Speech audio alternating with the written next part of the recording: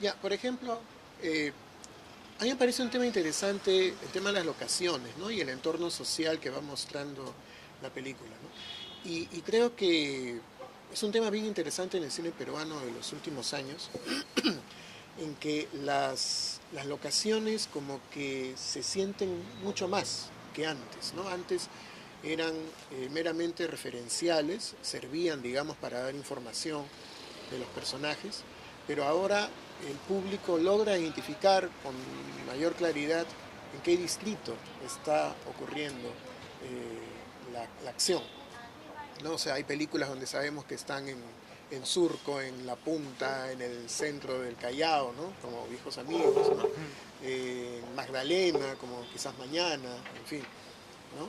Y aquí en esta película también se reconocen, digamos, algunos pasajes de ciertos distritos, ¿no? O sea, Breña, La Victoria, por Gamarra.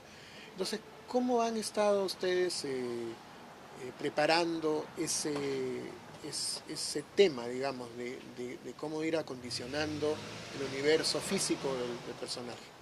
O sea, un poco lo que te decía era que lo que tenemos esa necesidad de que la atmósfera de la ciudad sea un personaje más de la película. Ujú, Y un poco a partir de eso fue que comenzamos a buscar locaciones reales que te dieran el clima que nosotros queríamos para que ujú, pasen las acciones, ¿no? Igual no hay una intención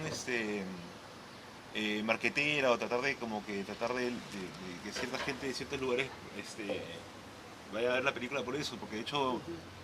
medio que la película no te explica muy bien dónde estás, ¿no? Claro, Lo que sí sí. queríamos era como, o sea, así como, no sé, así como Batman tiene su ciudad gótica, el perro Ajá. tenía una ciudad de Lima, ¿no? Que queríamos que se describa muy bien, sobre todo por la época y por la sensación de decadencia que tenía esa época, por la depresión que tenía esa época, y que sea Ujú, una ciudad, un espacio muy, muy urbano, ¿no? O sea, que te apriete, ¿no? ujú. De Sí. hecho, por más, mucha gente habla de Perro como un film noir, ¿no? Pero en verdad, Mm, casi que la mayoría de las acciones pasan de día, y ujú. es un día que también no debería ser un día blanco y lindo, sino es un día un poco denso, es un día duro, ¿no?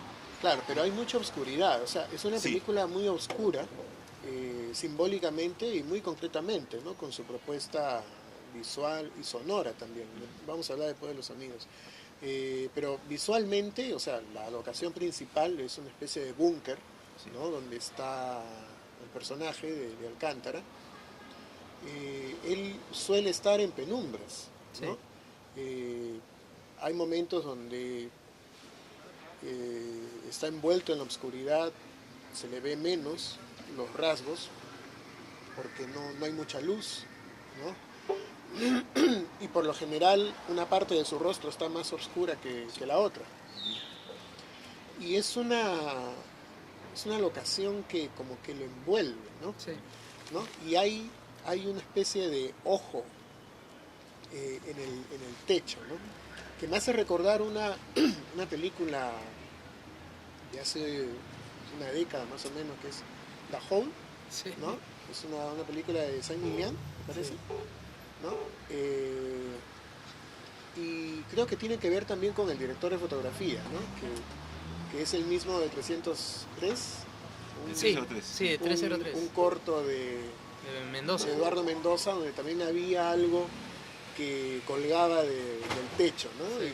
Y que generaba una inquietud en el Sí. protagonista y que tampoco salía de esa locación. Sí. ¿Cómo han estado, digamos, ha habido una conciencia de estas similitudes? Con 303 no. Sí, claro. De Digo, hecho, qué casualidades. sí. Ajá. Pero sí, sí hay una búsqueda clara de luz y el tratamiento que queríamos de todas las cosas que hayas hablado, ¿no? Un poco siempre hemos procurado con Ferran que el perro esté siempre en penumbra, siempre esté contra luz casi.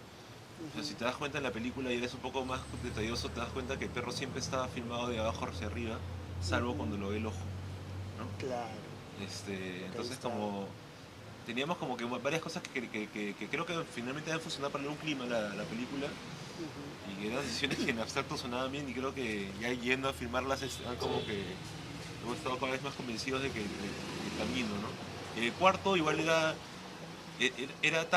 tan bien descrito en el guión que con el director de arte, que bueno, ahí prácticamente decidimos, más que buscar una locación, buscar un espacio que nos sirva de estudio, ¿no? O sea, casi el 80% digamos, del cuarto del perro es hecho en escenografía. Un espacio así como tal no existía, no lo encontramos nunca. Ya. Y decidimos utilizar un espacio abandonado de un edificio del centro de Lima, alquilarlo todo completamente Ujú. y recrear en escenografía el cuarto, ¿no? Sí. Sí.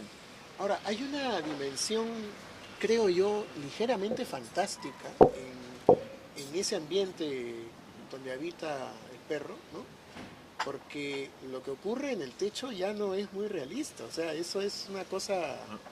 esto irreal, ¿no? Sí. Sí, totalmente. Sí. Igual la película de alguna manera está vista desde el punto de vista del personaje, ¿no? Es un Ujú. personaje Claro, que no creo que tenga una percepción muy real de de la claro, realidad. Que se va Entonces, trastocando, ¿no? claro, bueno, es un personaje perseguido, Sí. ¿no? exacto. Aunque no de manera visible, pero él sabe, por lo que ha hecho y por el contexto histórico en el que se desenvuelve, sabe que está en peligro, sabe que le puede pasar algo, ¿no? Sí. Sí. Un personaje que se va psicotizando, ¿no? Sí, Conforme va avanzando la película, ¿no? Y en ese psicotizarse también la visión de la película se vuelve mucho más, no digamos fantástica, pero ujú, menos verosímil si es que trataras de mirar la realidad con objetividad, ¿no? Cosa que él no ujú, puede, porque de claro, alguna manera hay una sensación de paranoia constante en la sí. película, hay una sensación, bueno, está psicotizado el pata, ¿no? O sea, Claro, y así como él siempre está entre sombras, en la penumbra, la iluminación de los otros personajes es bien distinta, ¿no? O sí, sea, por ejemplo, la chica que interpreta a Mayra Goñi siempre está iluminada frontalmente, sí, ¿no? Se le ve mucho más relajada, aunque su personaje también tiene situaciones difíciles, pero es otro semblante, ¿no? sí, Y el personaje de Reinaldo Arenas también, ¿no? O sea, tiene, digamos, un tipo de iluminación intermedia, ¿no? Entre la iluminación tan oscura de Alcántara y la más diáfana de Mayra, ¿no? Y él, digamos, es dueño de un espacio, ¿no? No solo narrativamente, sino visualmente, ¿no? Sí. Está en el centro del encuadre, me parece que también está con la cámara abajo, muchas veces. Exacto. Bueno, Reinaldo Arenas es alto, pero Ah, en esta película se le ve mucho se más ve alto. gigante. Sí, sí, sí. Sí. Claro, por ejemplo, cuando se acerca al automóvil ujú, de Alcántara, entonces la cámara está a la altura del punto de vista de Alcántara, ¿no? Que está al volante, y se le ve pues vertical, ¿no? Sí. sí. A Reinaldo Arenas, ¿no? Bueno,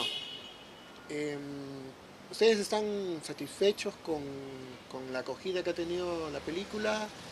¿Creen que se puede explotar más? Sí, más que satisfecho, sobre todo con la cantidad de gente que le ha ido, que ha sido una cantidad importante, creo que en gran parte por Cachín, ¿no? Porque es una Ujú, estrella muy querida y la sí, gente que ha querido verlo así. Pero lo que sí nos ha sorprendido que sí, siempre con Bacha le decía que era bien escéptico del boca a boca, ¿no? Sentía que era una película demasiado ujú, dura, como para que ya, la gente la recomiende así, porque es una película difícil, es una película dura, es una película densa.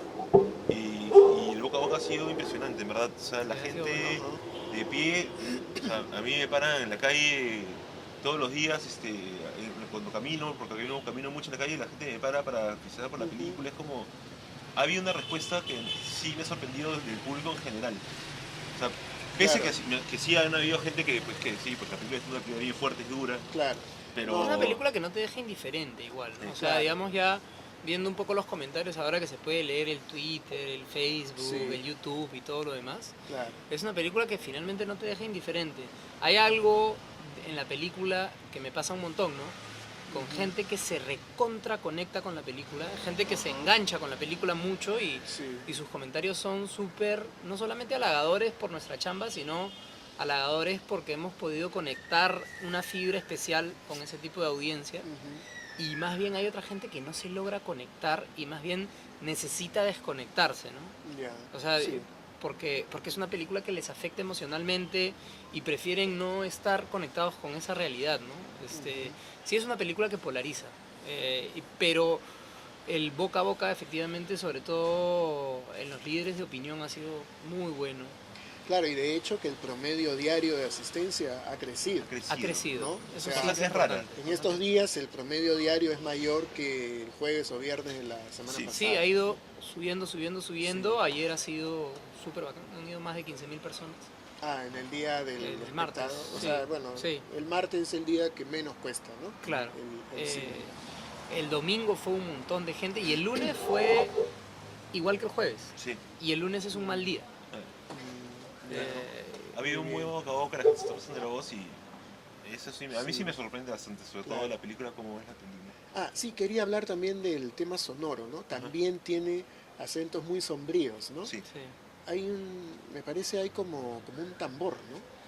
Hay varias cosas Los ahí. violines ahí sí, de Pauci, Sí, unos contrabajos, hay percusiones también. sí. Más que un tambor, hay un trabajo bien consciente de Pauci. Pauci cuando conoció el guión y de ahí se Ujú. manejó a través de la película, ella siempre nos hablaba de los bajos que tenía que tener la película, ¿no? Sí. Esta cosa que se metiera por tus sensaciones y no tanto por tu oído, ¿no? Por tu corazón, Claro, por sí. tu cuerpo. Y eso sí, por ejemplo, ya acústicamente, efectivamente, los sonidos bajos te desaceleran o aceleran el corazón. O sea, hay algo que Sí. te transmite físicamente el sonido.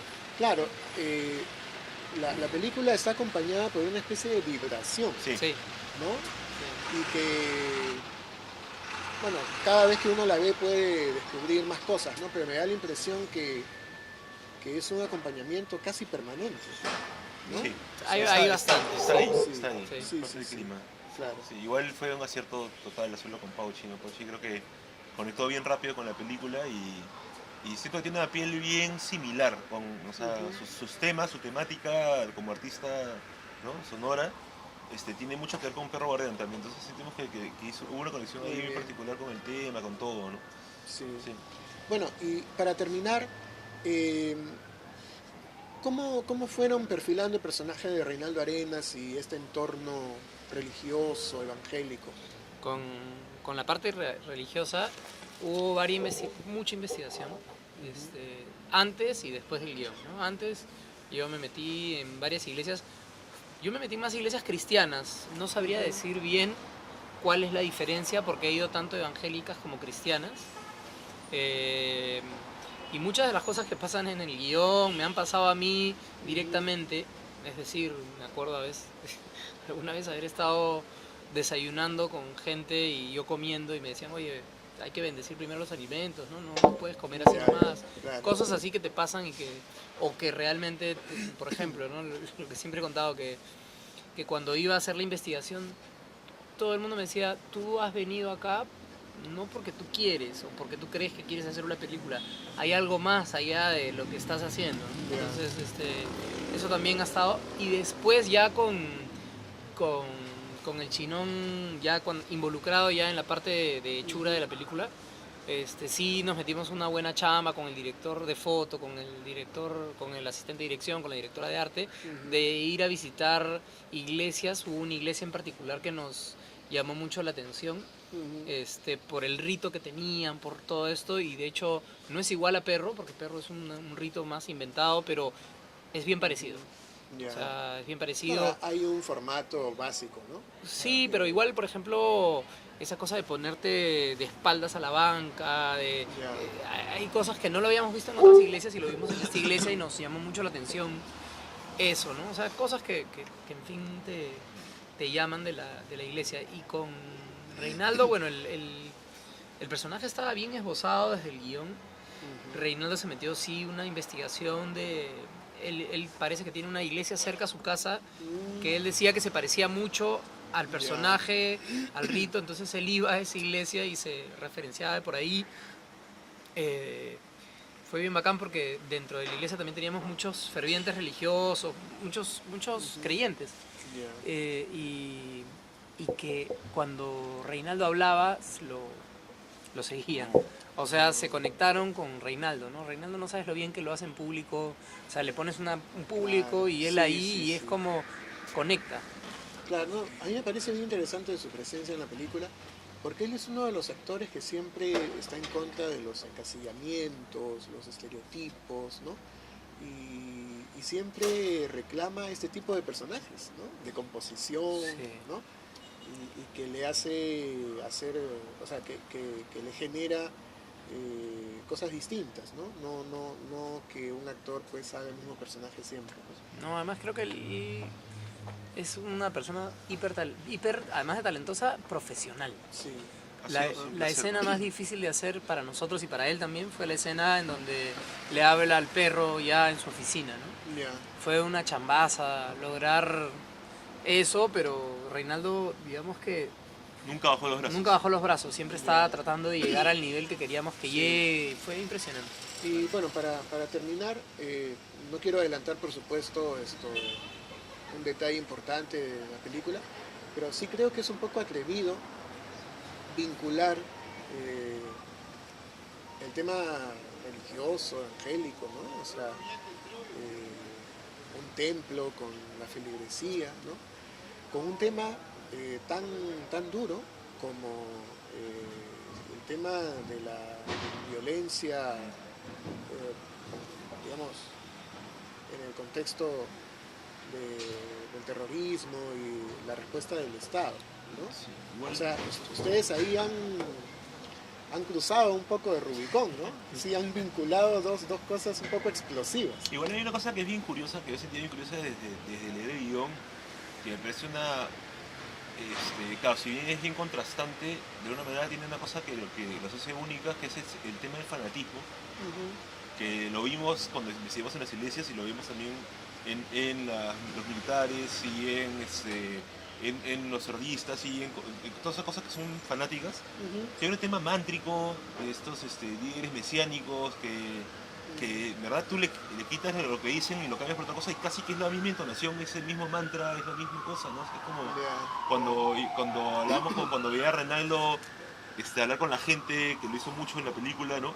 Era casi que el sargento que estaba recitando y los soldados repitiendo, ¿no? O sea, hay una cosa que está hilada, que por más que se vea tan diferente y tan contrastante, es casi que lo mismo, ¿no? Ese fanatismo exacerbado, esa cosa que une a todas las personas y deja de ser un individuo, se convierte en una especie de masa colectiva, ¿no? Es una cosa perturbadora y que sí es real y que sí pasa, yo lo veo mucho en todos esos mundos, digamos. Creo que sí. Igual no hemos querido tampoco meter ahí el punzón de vamos a hablar mal de una iglesia o de otra iglesia, por eso nos inventamos la iglesia, por eso claro. nos inventamos el culto, porque más nos interesaban otras cosas, o sea, digamos, por ejemplo, al investigar sobre estas iglesias, mucha de la gente que va ahí es gente que ha tenido una vida bien triste, ¿no? Bien, de hecho cuando vas, Claro. hay un momento en donde casi siempre en todos los ritos de estas iglesias es donde alguien se confiesa, donde dice un poco de dónde viene y por qué y cómo lo ha tocado Dios. Casi todos tienen, más allá de que vengan de las drogas o del robo, algunos del asesinato, etcétera, Sí. todos cuentan un poco de dónde vienen, cómo los tocó Dios, que sin Dios no podrían avanzar, porque creo que es gente que, lástima, pero creo que ha perdido un lado del corazón, ¿no? Entonces necesitan complementarlo con otro lado para Sí. poder sentir que tienen lo que tenían, ¿no? Digamos. Sí, necesitan, digamos, un shock, ¿no? Exacto.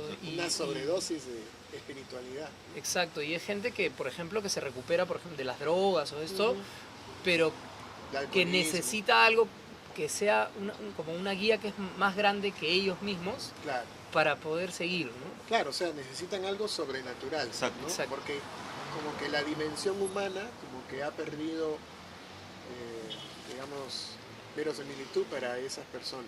Y nos parecía Ya que... lo humano no alcanza, ¿no? Claro, y nos parecía que eso tocaba muy bien el alma de Perro, ¿no? Que es un alma que ya está hecha trizas. O sea, Claro. digamos que hay una escena que a mí me gusta mucho, que es la escena en donde él escucha la grabadora de su familia, ¿no? La voz de su familia, Sí. y él la apaga, ¿no? O sea, digamos que hay un alma que está ahí hecha pedacitos y que ya no quiere ni siquiera tocar, o si la toca se destruye, ¿no? Entonces Claro. es como buscar otra cosa que no tenga que ver con lo que tiene, sino con lo que podría tener. Ya no es la patria, Claro. ahora qué podría ser. Mira, incluso si forzáramos un poquito las cosas, se podría decir que es casi el mismo personaje, pero en otro estadio vital de Ojos que no ven, ¿no?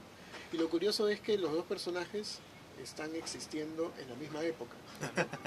Porque Ojos que no ven es de 2002, se presentó como una recreación del momento, o sea que los hechos son de 2001 prácticamente, Sí. y es la misma época de Perro Guardián, ¿no? Sí. Bueno, en fin, bueno, muchas gracias por Gracias a esta ti. conversa prolongada y que siga pues el éxito de Perro Guardián. Gracias. Muchas Muchísimas gracias.